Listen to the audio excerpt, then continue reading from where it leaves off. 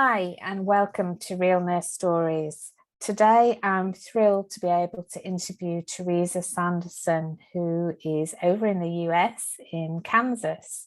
And I'm excited to interview Teresa because I know she's doing lots of great things. So I'm not going to share any more than that. I'm going to let Teresa tell her own story. So welcome, Teresa, to Real Nurse Stories, and I'm really thrilled to invite you here today.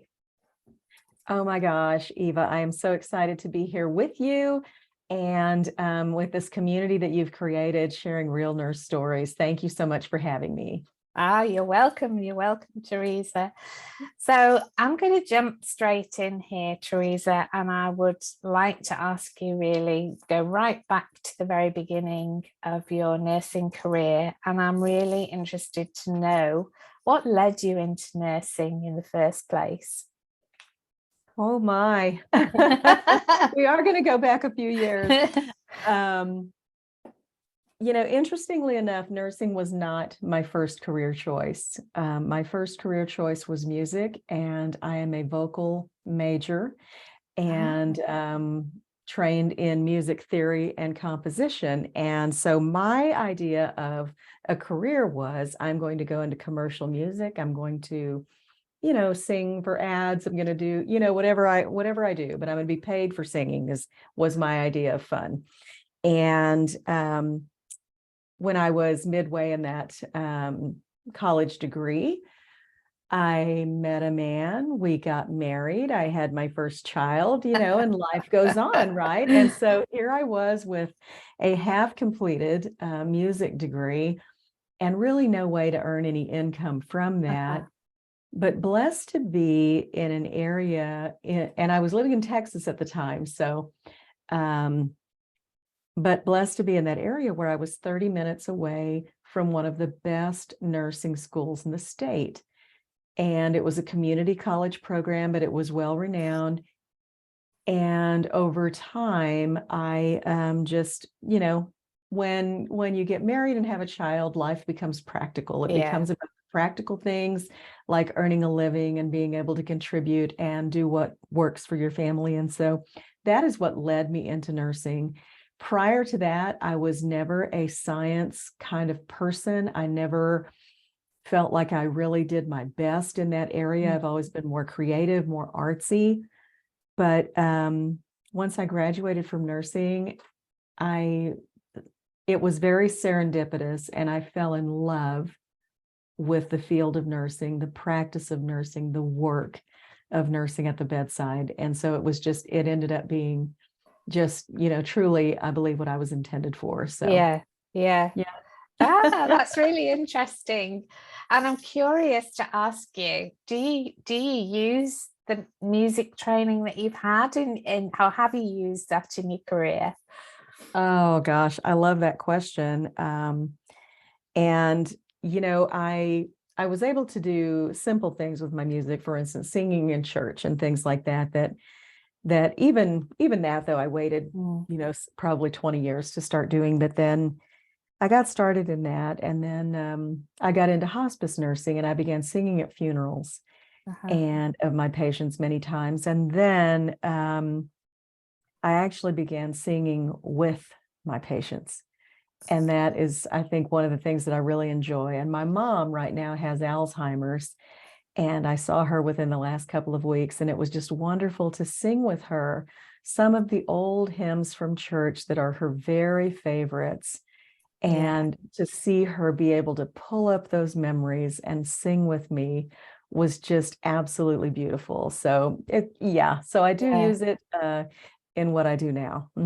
I find that fascinating, as so many nurses that I talk to are really creative people as well as being fabulous nurses. And, they're not always using those creative skills in kind of the work that they do in nursing. And I love that you talk about singing with patients because, as you will know, there's so much research around the benefits of that, particularly with people who have dementia and Alzheimer's. And I just think it's another aspect to nursing, isn't it, that people Mhm. don't necessarily, well, they wouldn't necessarily think that, but it's another skill that actually makes a really positive contribution to patient care. And I just love that, because I think it's for patients,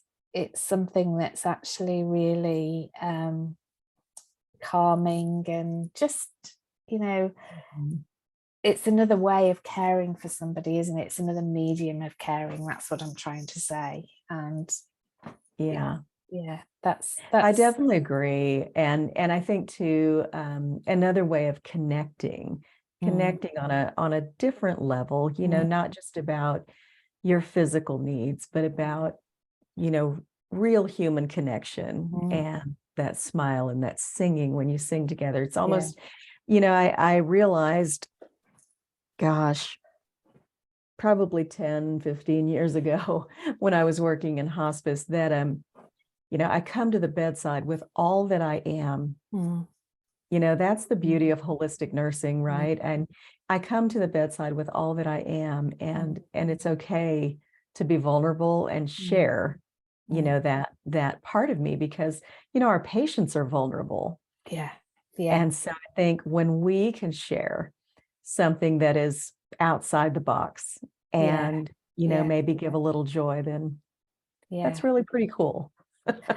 And I think for many nurses listening to that, particularly younger nurses, I think that's something that people often struggle with when they're working with patients who are, end of life, or, palliative care. It's something that I think particularly newly qualified nurses struggle with, how you deal with that. Mhm. And if I go back to my own training, which was a long time ago now, but I distinctly remember being told you don't ever show your emotions as a nurse. And I Yep. really struggled with that. I was terrible at trying to put the lid on my emotions. It just didn't work for me.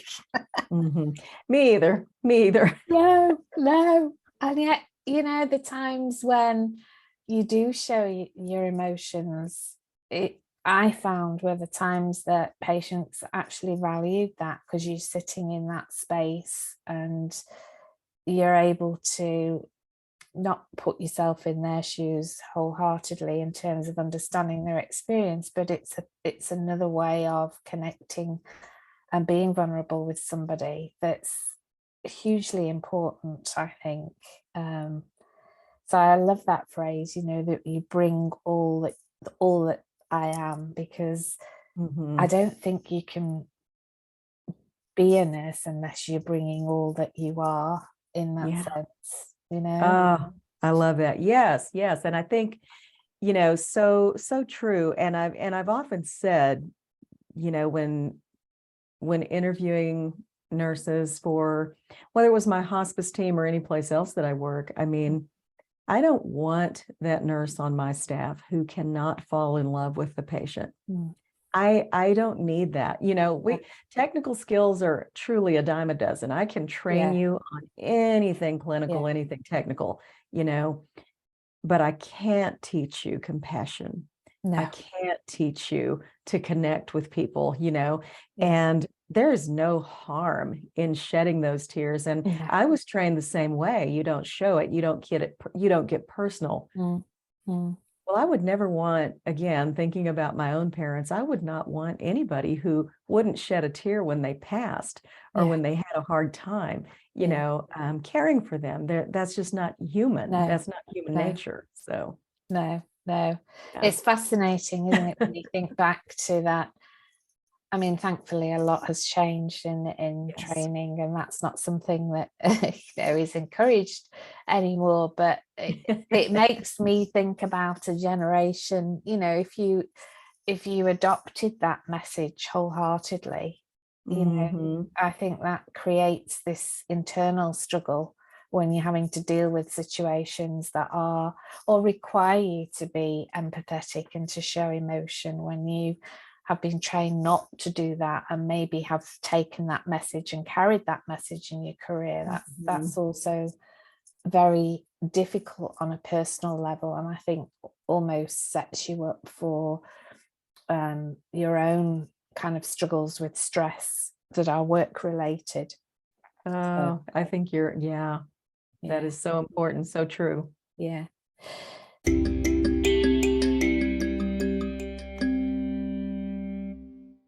Teresa, I know that you've had a really interesting kind of career, and we've just talked about how you came to be a nurse, but I'm really curious to know a little bit more about kind of some of the things that you've done in your career. You've mentioned that you worked in a hospice, and I just invite you just to share a little bit more about kind of the things that you've done and what you're doing currently. Okay. When I was a new grad nurse, the very first thing that I did coming out of nursing school was work on a postpartum OB-GYN hospital unit, which I absolutely loved, working the postpartum piece. That was so fun, moms and new babies, and oh my gosh, all of that.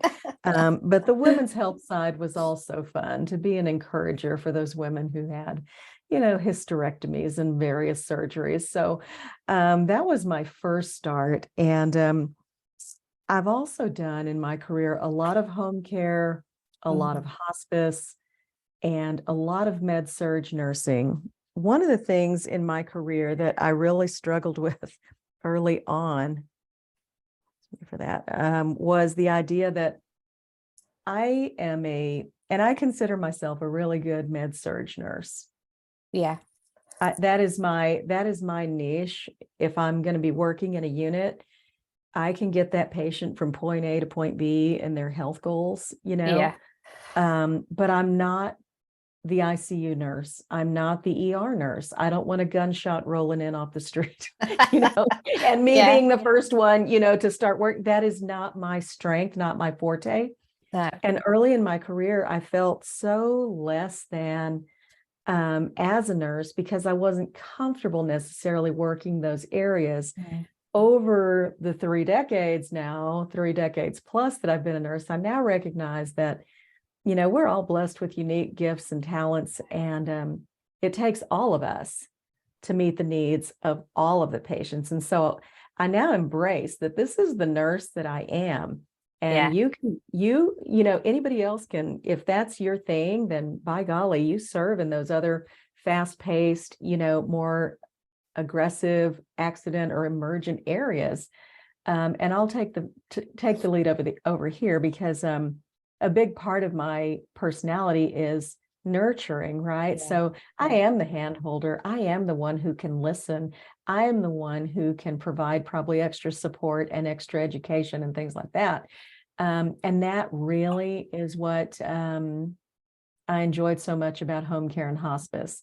When I can help the patient and family get where they need to be with healthcare in their home setting, I really feel good about that. I really feel good about demystifying the very complex healthcare system, helping them navigate through things they've never done before, and really being that patient advocate. That's what I love. So, of course, that led into my husband and I starting our own hospice agency in the early 2000s, and we owned and operated that for a good 10 years, served more patients than we ever dreamed.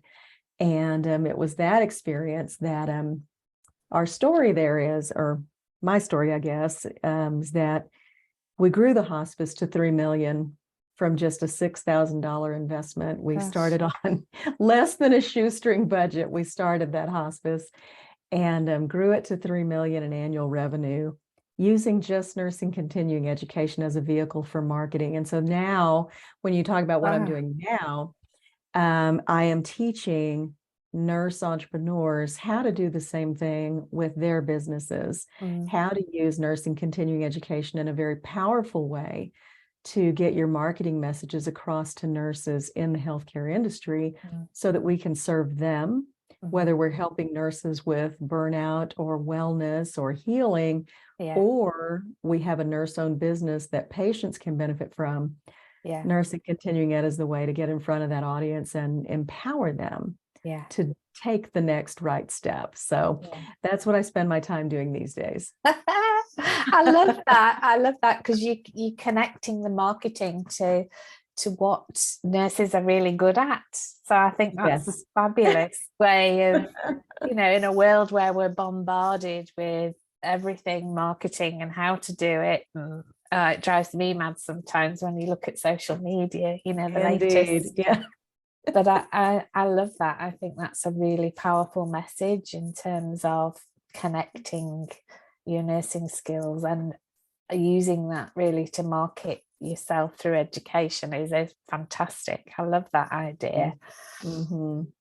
Teresa, I just want to explore a little bit more with you about the work that you did in a hospice, because you did reference in your questionnaire that you struggled with that work in terms of personal struggles. Oh, yeah. And I'm interested just to hear a little bit more so that, you know, we can share some of what you learned from that experience with other nurses. Sure. Sure. I am anymore, I feel truly blessed and honored to be able to share my experience of major depression. There was a time when I wanted total anonymity and I wanted no one to know that I had such a thing, because as the owner of the largest hospital, or excuse me, the largest hospice in our small rural area, my biggest struggle after owning that hospice for 10 years was the hundreds of lives that had sifted through my fingers. You know, it felt like sand through an hourglass. So many patients, families, caregivers, and so literally I woke up. Well, I didn't really wake up. That I just couldn't get out of bed. I just couldn't get out of bed anymore. And so my husband, who was my business partner, would call other staff members to cover for my duties that day because I might not get out of bed until noon or 2 o'clock in the afternoon. And and this was the first, really when it hit me, when major depression came calling, it hit me hard, and it was almost instantaneous that I was pretty much immobile, is what I called it. Just not able to act, not really able to do all the things I knew needed to be done. And so from there, you know, we sought treatment, but I insisted on treatment 90 miles away so that I could have total anonymity. And so Greg would drive me an hour and a half each way to my psychiatrist and counseling appointments 3 times a week. I mean, he was just a gem. But my mind was thinking that if the local medical community finds out this has happened to me, I will not have any credibility at all in the medical community. And to that point, I had been the beacon of hospice and end of life care. People had called me the face of hospice. And I was terrified of what would happen if people knew. And one of the biggest lessons, though, I learned during that time was how painfully slow the healing process can be for people with mental illness. You know, the expectation that you can start on an antidepressant today and 6 weeks from now, you might begin to feel an impact from that medication is so wrong. That is so wrong on so many levels, because it's so painful to wait. And I never dreamed I would ever experience such a thing. I'm grateful that I had the experience, because I think for every painful experience I've ever had in my life, it translates for me back into the way I can come to the table with more compassion for my patients.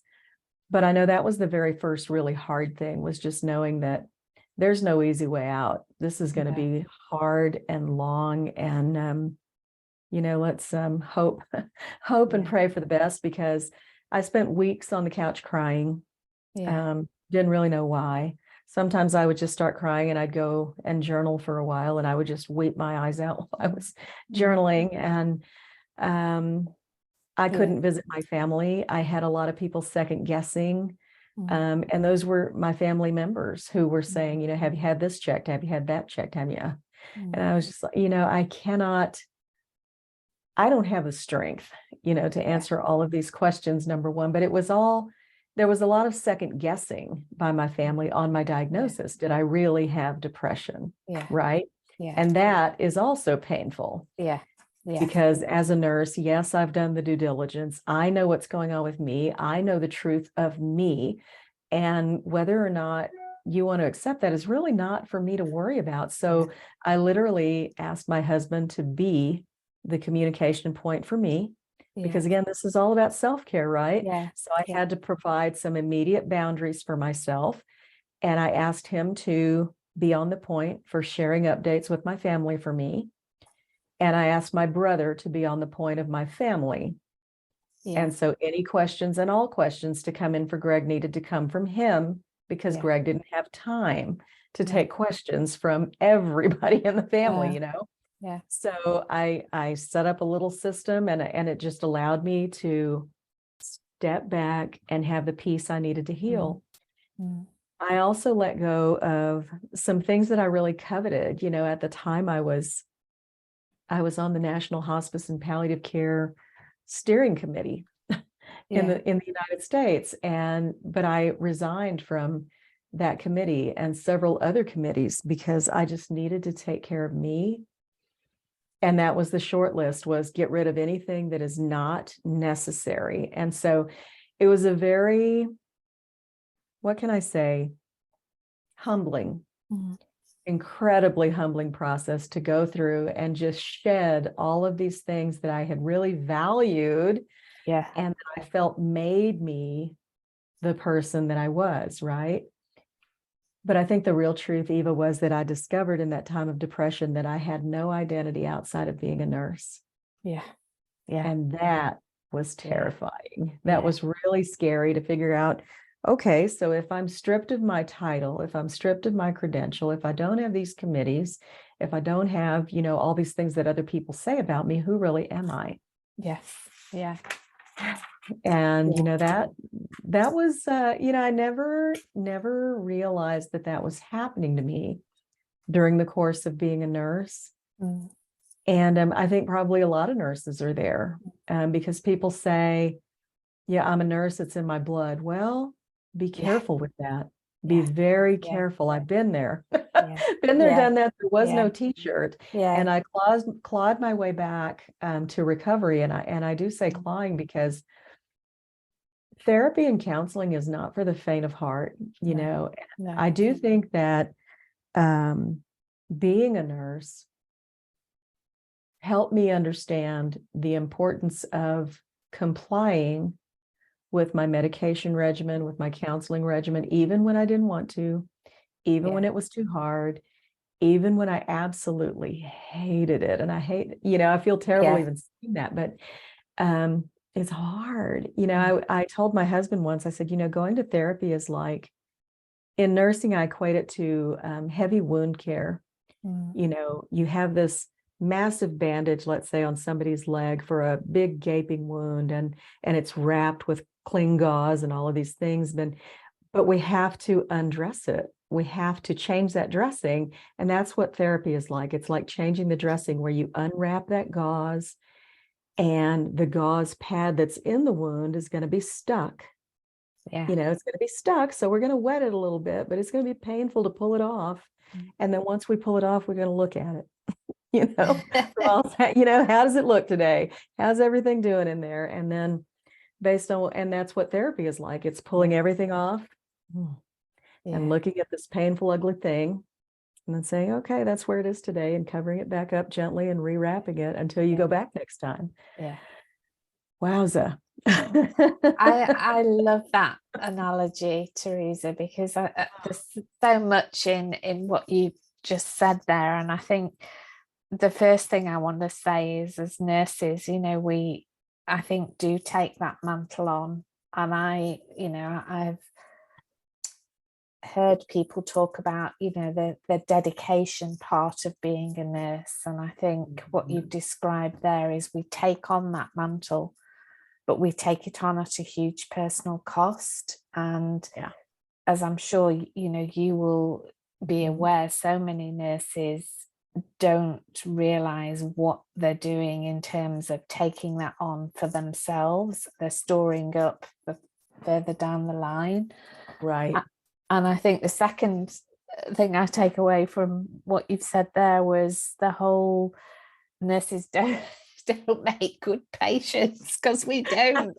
We absolutely don't, and when it comes to ourselves, and particularly, we can laugh about it, but I really, recognize that it's such a difficult personal experience to have gone through that. And I want to say that there's a certain amount of stigma still in the profession, not just in nursing.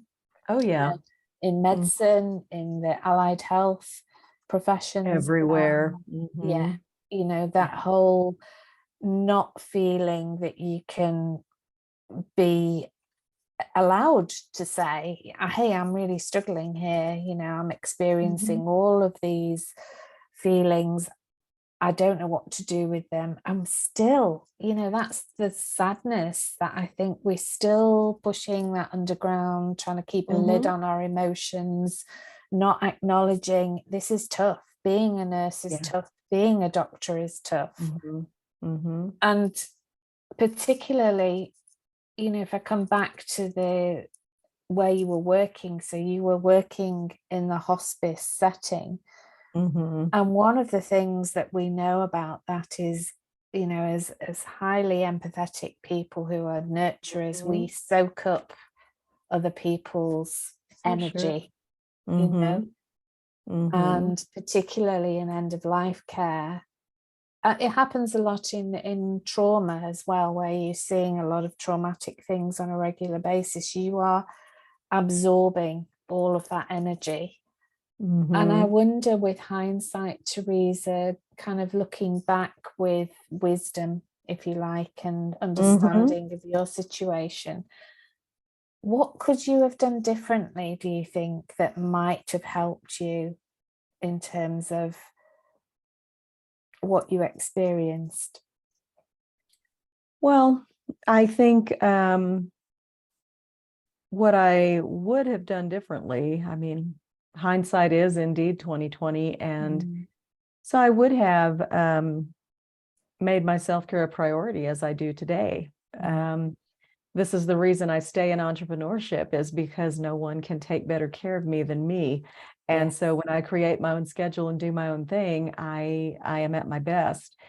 But as the CEO of my own hospice, I didn't know what I didn't know about self-care. I didn't know all of the things that I didn't know. And so I didn't do things like just pack a lunch. I didn't regularly take my lunch break, probably. I worked long hours. I was on call behind everybody.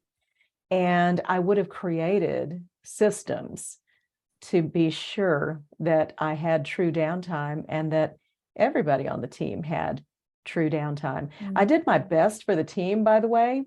Yes. They had more downtime than I did, for sure. Yeah. And so, but that's another part of it, though, isn't it? And so I would have made sure that I had the equivalent of what they had. Whereas I always felt it was my responsibility, as it is, the responsibility of the employer to provide that. But you just can't leave yourself out of the equation, and I wouldn't do that again. No. And I think, it's so true as a leader, senior leader, you spend a lot of time, particularly if we're high nurturing people, we tend to run around making sure everyone else is all right, and we leave ourselves last. And we laugh because we know we do it. We've all done it. I've done it. But it's so true. You can't afford to leave yourself last in a profession that demands a lot of you emotionally. I think it's, that's one of the mistakes that we all make, and we have all made. And I love the fact that, I spend a lot of time talking about self-care, and it's often, and I always say this to people, Teresa, it's the small practical things. It's not Mm-hmm. the big Yeah. expensive spa days, spending a lot of Yeah. money. It is the, how do I look after me on a day-to-day Mm-hmm. basis? Daily practice. Yeah, Mm-hmm. yeah, even down Mm-hmm. to remembering to pack your own lunch, because Yeah. actually, nutrition, nourishing food is Right. part of your self-care. And I just love that Mm-hmm. you Mm-hmm. know, you give that really practical example, because it is those small, small things that if you do them Mm-hmm. regularly, Mm-hmm. doesn't stop you experiencing some of the things that you experience, but it helps you to be in a better place, I think, on an emotional kind of all levels, really, physical level, all of those things through those small Mm-hmm. actions. I have to agree with that. And I also, one of the things I've done some travel nursing and different things since my recovery. Again, feeling just really blessed to be able to, go work at one of the university hospitals in Kansas City and run with the young pups, as I say, and still be able to do it. Yeah, But at the same time, I came prepared with my lunch. I had so many bottles of water that I would carry with me every day. yeah, And I always took a lunch break. yes, Always, always. I yeah, remember seeing a young nurse when I was traveling. She was a new grad and had just gotten started. And at the end of our 12-hour shift, she was looking at me with a very smug smile and she said, "I didn't even get a lunch today." And she was yeah, very proud of it. And I thought, yeah.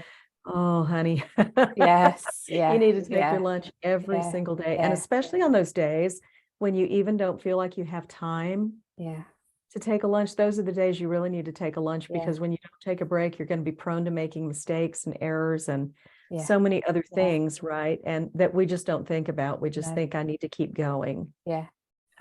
I have a saying around that. I call it we wear the overworking badge with pride. It's that whole, I've picked Yeah. up all these extra shifts. I've worked all day without a lunch break. And it's like, no, no, no, no. That's Yeah. not helping Mm-mm. you. Mm-mm. We're doing that to ourselves. It's Yeah. not a good thing. Not. These days I want the badge that says, I spent time with my grandkids. Yes. I had dinner with my Yeah. husband Yeah. without distractions. Yeah. Yeah. Those are the badges I want to Yeah. wear. Yeah.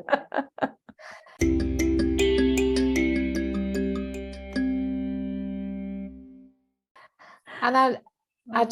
I'm also curious, Teresa, about the work that you're doing as an entrepreneur, because I know in this post-pandemic world, a lot of nurses, certainly I'm seeing a lot more nurses who are moving into becoming nurse entrepreneurs, and might still have a foot in being a nurse, hands-on clinical nurse, but are also looking at developing. And I think that's changing. Nursing is changing. People are wanting different things, and I'm curious to know,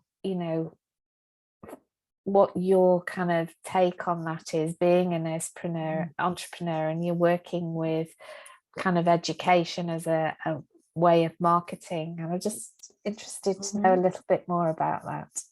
Sure, sure. Well, I think, first of all, I'm in full agreement. The landscape in nursing is forever changed. Mm. We can never, that genie is not going back in the bottle, No, and no and way. nurses right now do want more. I think we've wanted more for 30 years, ever Yeah. since I became a nurse, and long before that, I'm sure. Um, and it's not too much to ask. It's not too much to ask that we can have a career and also have balance in our lives Mm.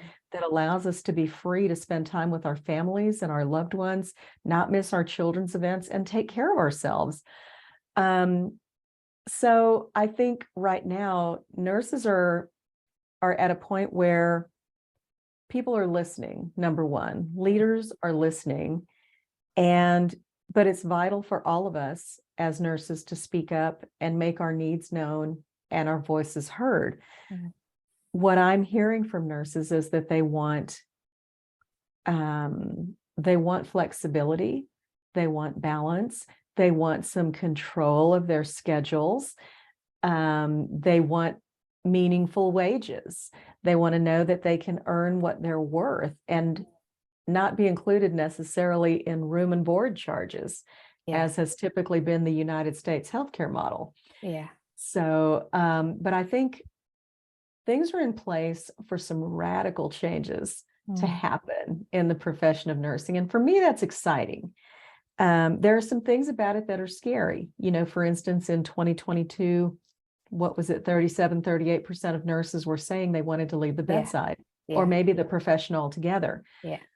So that piece of it is definitely scary, but I think the burden is on traditional healthcare facilities and traditional healthcare providers to start thinking outside of the box of how can we employ nurses on nurses' terms more, and not be so, I don't want to say bottom line driven, because I know and understand business as an entrepreneur. I know there needs to be profit, but it cannot come at the expense of the nursing profession or the individual nurse. So I think some good things are going to be coming. It's not going to be without its challenges, that's for sure. But I also think the time is right for nurse entrepreneurs to look at what opportunities they have to offer nurses who want to leave the bedside. Because if there is a way for nurses to continue to serve nurses and nursing as entrepreneurs, then by golly, let's keep them in the profession. Let's keep them in the industry and let them do something that's going to work better for them. Yeah, absolutely. Absolutely agree with that. 100%. It's like, you know, things have to change. We can't continue to operate the way things have always been. And it, you know, change on the level that we've seen, as difficult as the pandemic was, you know, brings opportunities actually. And that's really what we're talking about here for nursing. There is a massive opportunity to almost say, you know, what went before is not what we're wanting. There's opportunities for something different, for a different model, and that's a good thing. Agreed. 100%. 100%. Yeah. Teresa, can I ask you a little bit about your involvement with feeding the young? Because you know, I'm passionate about this. And I just, it's what I love about this. Nurses might have heard about, there's an article written quite a while ago now about, I think the title was When Nurses Eat Their Young, and it didn't paint a particularly good picture of what happens in the culture of the nursing profession and how we give our young grads a bit of a hard time and a baptism of fire. And I love how you've turned this phrase around to feeding their young. And I just would love you to share, you know, more about this so that people can hear about the great work that's going on. Oh gosh, thank you so very much for that. So yeah, as a student nurse, I experienced nurses eating their young for the very first time before I even graduated nursing school. And so I just think it's just a terrible phenomenon that happens to fresh new grad nurses who come to the workforce excited, you know, they're excited to serve, excited to learn, and they come to their preceptor who is a veteran nurse who's exhausted, been waiting for this new grad for years, you know, to land on their unit. And so the precepting nurse, you know, rolls their eyes when they're asked questions, and they sigh with frustration when they're asked to show the new grad how to do something, or it takes a little bit of time. And so the nurturing is just not there. And it's a terrible hazing environment, and it happens so many different ways. But it's basically just an incivility toward one another. It's incivility, and in my opinion, just total unprofessionalism that has been tolerated in our profession for far too long. Yeah. So that said, I want to make it clear that nurses eating their young not only happens to new graduate nurses, it also happens to veteran nurses when they get floated to a unit they've never worked on before.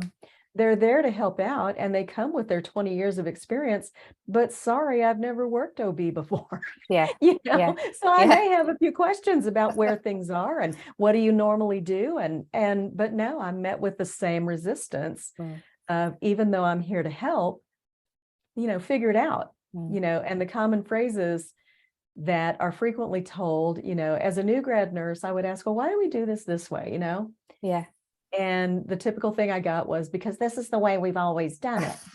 Oh God, if we had $1 for every time somebody had exactly, this is the way we've always, so whether it makes sense or not, we're going to continue to do it this way. All righty then. So there's that. And then there's, just the idea that, can you show me how to do this? I've never done this before. Nobody showed me how to do it. Why should I show you? Yes. Yeah. And we're talking about lives in the balance, right? Patient lives in the balance. And so many things in nursing are time sensitive. Yes. Whether it's a lab draw that we're doing, or a med that needs to be given, or an IV that needs to be started. And if we can't support each other, on the end user is the poor patient in the bed, waiting for some help.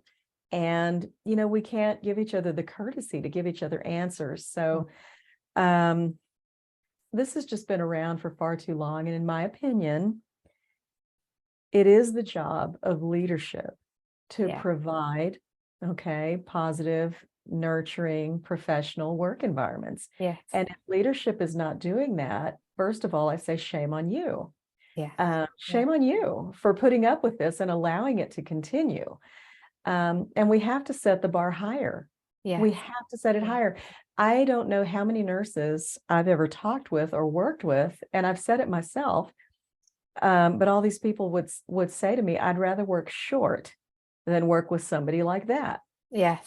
Yeah. I've heard that too. I can get more done without somebody like that on the unit, right? Yeah. So, and I think that's just, there are so many things that we have just settled for in nursing.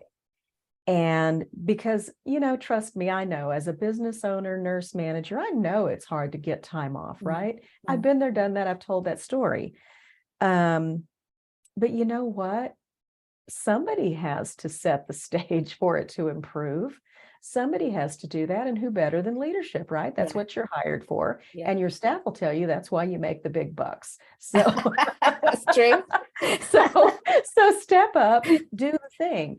What I have always found in leadership is that, and I'm going off on a little bit of a tangent here, but, and I am probably, I'll be the first to say I'm pretty tough-nosed when it comes to leadership and what will go and won't go in a work environment. But when we're placed in a nursing leadership role, if you're coming into a DON role or something like that, it's never because, well, 99.9999 times, it's not because there's a well-oiled machine somebody is retiring from, right? And they've left everything perfect for you. No, it's never, it's never that way. So, when you come in as a new leader, it's important to set those new expectations of how things are going to go. And then, you follow through with consistency on whether it's discipline or counseling or whatever needs to happen to improve what's going on. It's hard to make changes, but you have to be ready to do that as a leader. So today what I'm doing is Nurses Feed Their Young. This is a global movement. It's really exciting because within the first 2 weeks, I think, of launching the movement last year, we had global attention, and that's how I connected with you, Eva. So this is that's right. It's just wonderful. I can flash that logo anywhere, and nurses around the world are saying, "I don't know what that is, but I need that. I need that." And so, Nurses Feed Their Young. Our mission is, to infuse emotional intelligence into the everyday skill set of nurses and nursing leaders, so we can improve nursing retention, decrease stress and burnout, and Mm. improve the patient experience. Mm. Again, it's all focused on that poor patient at the end of the line, right? But Yeah. it's also focused on the nurses. When I understand and know emotional intelligence, I can come to the table, I can come to work in the morning, and somebody might confront me with a less than positive attitude. Mhm. And I'm emotionally intelligent enough to know that, number one, maybe this isn't that person's ordinary behavior, right? Yes. Yeah. Maybe something happened at this person's home and Yeah. they're having a bad day. Yeah. And I know as an emotionally intelligent person that I don't have to respond in the same way Yeah. to Yeah. that person, right? I can truly be the bigger guy because I Yeah. have learned to do that. And together we can create a positive work environment, because what is happening is, with the nursing shortage since the pandemic and long before, right? I mean, if we're gonna be truthful, we've had a nursing shortage forever. Mm. But my struggle is that I've seen this since I became a new nurse, is that we continue to recruit new nurses into the same toxic work environments, and we expect them to somehow stay. Yes. It's Yeah. time to look at new solutions to old problems, because Yeah. this will never go away until we solve nursing culture and nursing Yeah. work environment. Uh, And those are the two systems that, nobody's really willing to look at, because they are, I recognize it's a big onion to peel. Yeah. There's a lot to unwrap Yeah. in decades of negative nursing culture. I mean, we've developed a kind of generational dysfunction, that we It's pass true. down, Yeah. right? Yeah. That like what families pass down. Yeah. We do that in Yeah. nursing because we bring on a new nurse and we treat them poorly. So that nurse now knows, okay, this is how I was trained. I'm going to train the next nurse that Yeah. way, and the next nurse that way. Yeah. And so we've created this terrible Yes, I thing. wholeheartedly agree with that. Yeah. So And it's just, it's just, I don't know how we've gotten by, no. limped along, like this for all these years, but nurses deserve better. Mhm. And I think if I love anything most about the Nurses Feed Their Young movement, it's about what we as individual nurses can do differently ourselves, without having to wait for the approval of administration, without having to wait for, our nursing leader to say, hey, it's okay for you to go ahead and do that. We can choose to learn emotional intelligence today and implement it tomorrow when we show up on the work unit. And the benefits of that, to me personally, are going to be decreased stress, decreased anxiety, decreased risk of depression. All of these wonderful things happen because of a choice I personally choose to make, right? It doesn't matter what anybody else does. No. When I choose to do this for me, I could learn today and implement tomorrow. Yeah. And I love that, because, you hear that, I hear that so many times. The default is, oh, well, that's the way it's always been. It's a system issue. It's this, it's that. No, it's not. We need to own our own bad behaviors, and there are plenty of them. We talk about people leaving the profession, grad nurses. I've had recent experience of grad nurses who literally land their first job and they're thinking of leaving within 3-4 months, because they're literally, it's the culture that's driving them out, and it's terrible. It's like, we can't afford to lose good nurses. We can't, it doesn't matter which way you cut it. Aging population, we need nurses. We will always need nurses. We have a responsibility to do something about it. We can't sit on the sidelines really any longer. And Agreed. To be able to have that mindset of, I'm bringing my whole self to work. I'm aware of my own responsibilities. I'm emotionally intelligent. That is, such a powerful message, Teresa, really.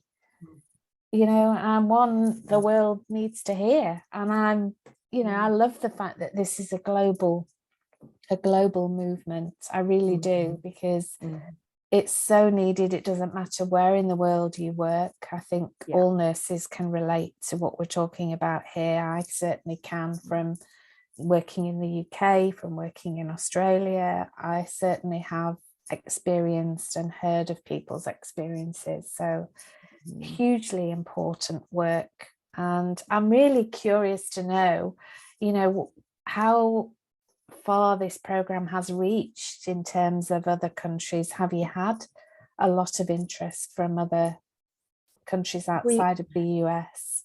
yes, we have had interest from, of course, Australia. We've had interest from South Africa, England, Yeah. India. I've had some nurses in India, the Bahamas. Yeah.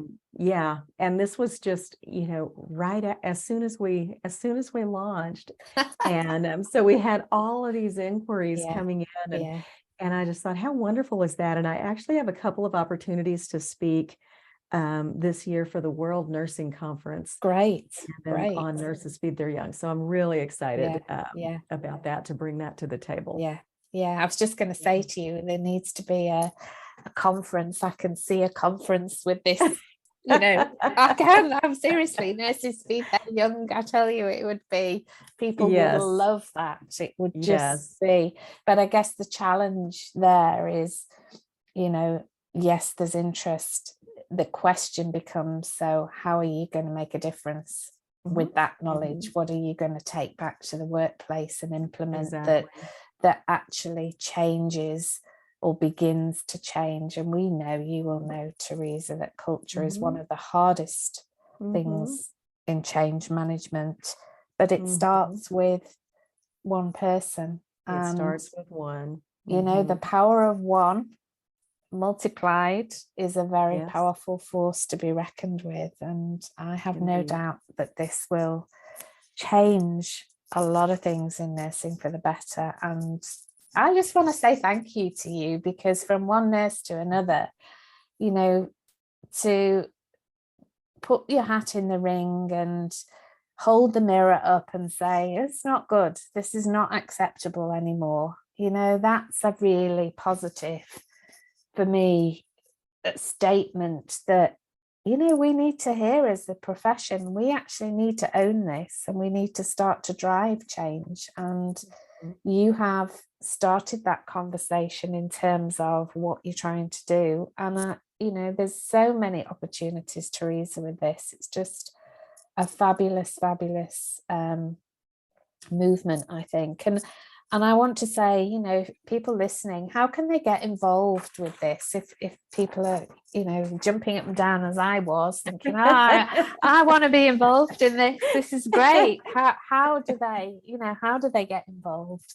Oh, I love that. I love it. Thank you for asking. The easiest way to learn about what's going on with Nurses Feed Their Young is to visit our website, and you can literally just type in nursesfeedtheiryoung.com. It's actually a page on my website, but when you type it in that way, you'll go to the right place, and you have opportunities to explore what are the opportunities there, because right now we need coaches and trainers for Nurses Feed Their Young to help me bring this movement around the world to where it's needed. So there are entrepreneurial opportunities within Nurses Feed Their Young for nurses who are interested to be trained and learn how to teach the emotional intelligence piece of this to nurses. And so I stand behind that, because earlier I said, we need entrepreneurial opportunities for those nurses who do want to leave the bedside. And so this is one of those. If being at the bedside is no longer working for you, then this may be something that could help you and your family. The other role that you can learn about is how to become an empowered champion. And empowered champions in the Nurses Feed Their Young unit are those who have gone through our 12-week training circuit and who know how to show up, emotionally intelligent on their units. And so there's that. And then also there's just the highly valuable role of a what I call a nifty supporter. Nurses Feed Their Young is nifty. And so you can be a nifty supporter just by sharing one of our social posts or sharing our website page, with your network. All of that is so helpful. Yeah. So check out the website. You can send us a message. You'll be communicating with me directly, and I am happy to chat with you. That's great. Thank you, Teresa. Of course. Now I have two, because I know that we've nearly run out of time. So two last things, quick questions, I promise, that I'd like to ask you. The first question would be, knowing what you know now, the sum total of everything that you've been through and experienced, what would you go back and say to a nurse who was maybe just starting out in her career? What advice would you give to that young nurse? Well, not necessarily young nurse, a nurse starting out in her career. Probably two things. Mm-hmm. The first would be take care of yourself. And the second would be give yourself at least 6 weeks when you start a new position to learn the ropes, to be able to leave on time, to just all those little things, give yourself 6 weeks to hone in on everything you need to understand to just do base, function and get in on time, get out on time, that kind of thing. And from there, it only gets better. But if you give yourself some grace to just not expect everything to go perfectly the first day in, you're going to be a lot better off. And you're going to feel better and be able to see improvement in yourself and your performance. Well, I love that. That's great advice. It is, because that's often we're often very hard on ourselves when we start a new job in terms of the expectations. And I think to look at it through that lens of being kind to yourself in the first 6 weeks and having those boundaries is great advice. Yeah. So thank you for that. You're welcome. And then the last question that I always like to ask people is kind of a little bit of a reflection really on your career as a whole, but what would you most like to be remembered for in your nursing career, Teresa? Oh my goodness. I think I would most like to be remembered as a leader who cared enough to make a difference. Yes, I think that's very fitting for everything that you've talked about today, because that's the real sense that I get when you share your story. You have a very strong sense of purpose, and that comes through. And I think, I love that message. Thank you so much, Teresa, for sharing your story today and for your honesty. I think we're very privileged. I feel very privileged to have listened to your story and to have benefited from sharing your experiences, because I know, as we touched on, sometimes, we shy away from that honesty for fear of what people might think.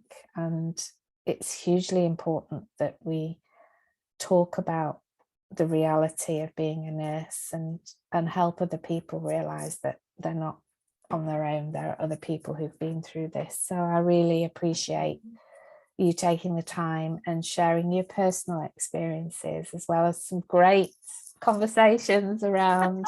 I feel enthused and energized. I always do after I talk to you. I just love, the way that kind of the direction you're taking and the passion that you share about this. So thank you so much for your interview today. Oh my gosh, same to you. I always enjoy talking with you, and I look forward to connecting with you again soon. Yeah, that's great. Thank you, Teresa.